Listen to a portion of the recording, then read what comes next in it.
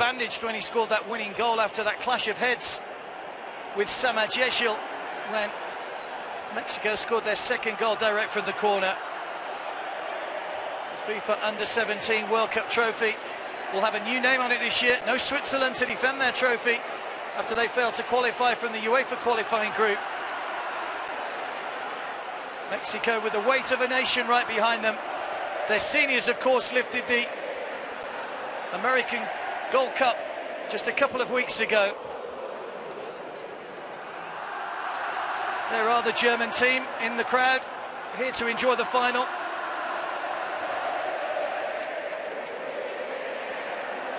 Samajeshil just getting mobbed in the centre there as they all pose for photographs. A good reception throughout this tournament from the Mexican, the German team.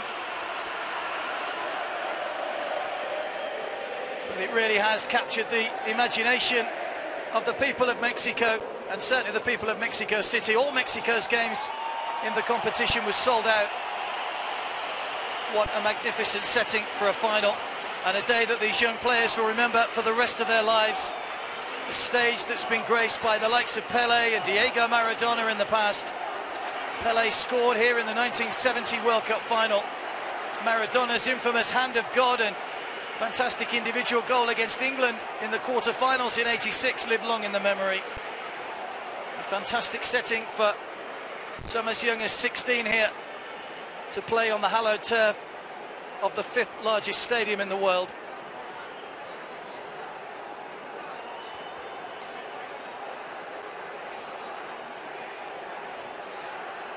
The people in the surrounding streets have been around here since around about 9 o'clock this morning. It's approaching 6 in the evening local time.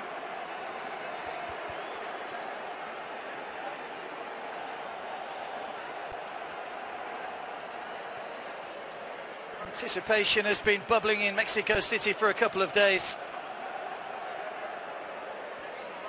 Mexico, who won this tournament in 2005.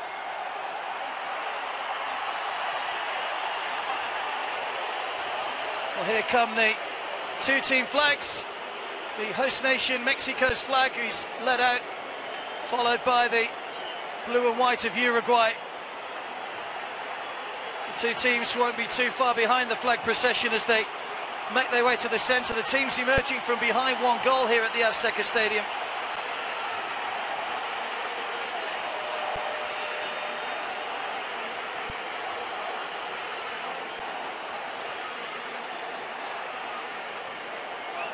The Mexican tricolour, coat of arms in the middle with the eagle, the green for independence, the white for purity of the region, and the red for the union that is Mexico City depicted in their flag. A country with such a fantastic tradition, a populous country as well, a sprawling capital city here in Mexico City.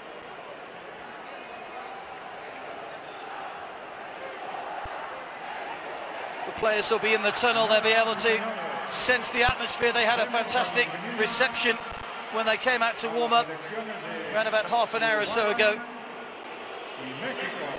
Here come the two teams, as always, the familiar sight of the blue and yellow flags leading out the two teams.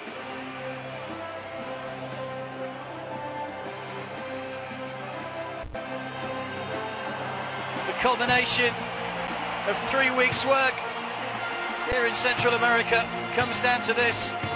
90 minutes of fast and frenetic football. No extra time. It could go straight to penalties if we're level after 90 minutes. Both teams will be hoping to get the job done in the regulation time without the agony of a penalty shootout. This promises to be a very close encounter between these two teams. Uruguay may be the surprise package making their way to the final. Everybody felt that Mexico, with a weight of support behind them, would do well.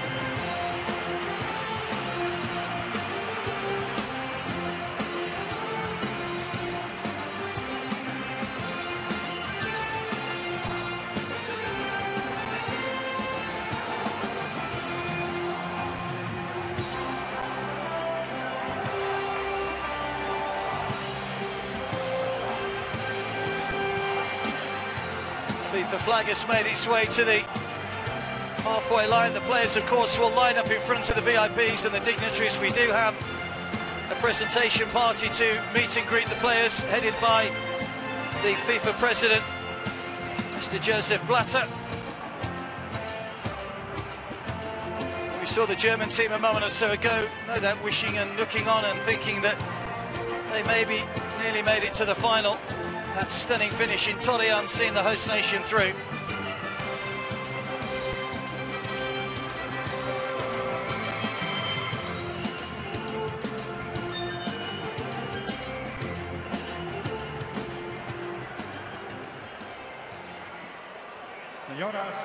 Well, the two teams lining up in front of the main stand, and of course we will now stand for the national anthems of both countries, starting with the national anthem of Uruguay.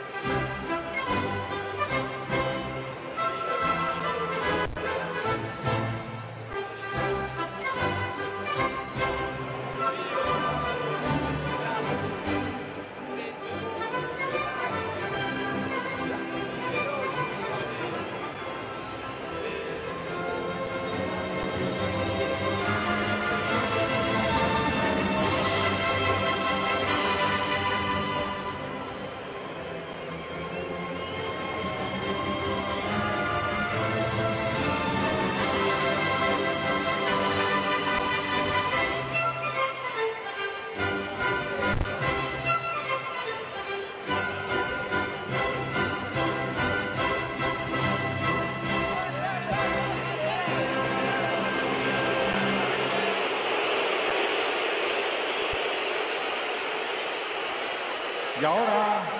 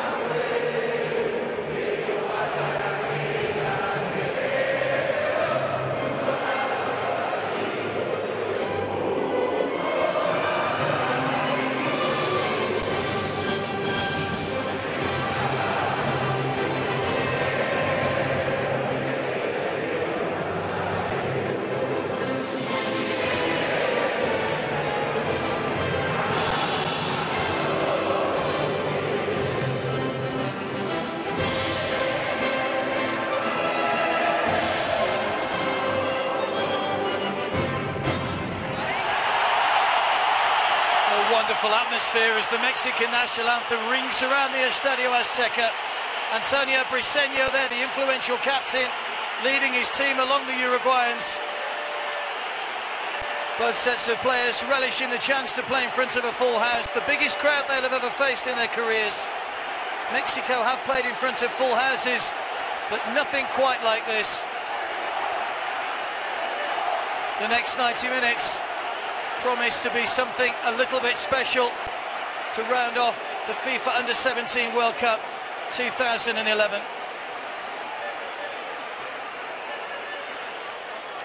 Well, let's look at the teams. Uruguay make two changes to the side that beat Brazil. Jim Varela comes into midfield in place of Heberati, and there's a change up front with Guillermo Mendes coming in place of Santiago Sharamoni. Uruguay expected to go in a 4-3-3 formation. Varela will play the holding midfield role just in front of the back four.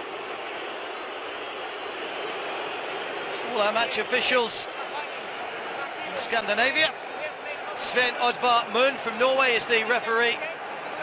Norwegian and Dutch assistants.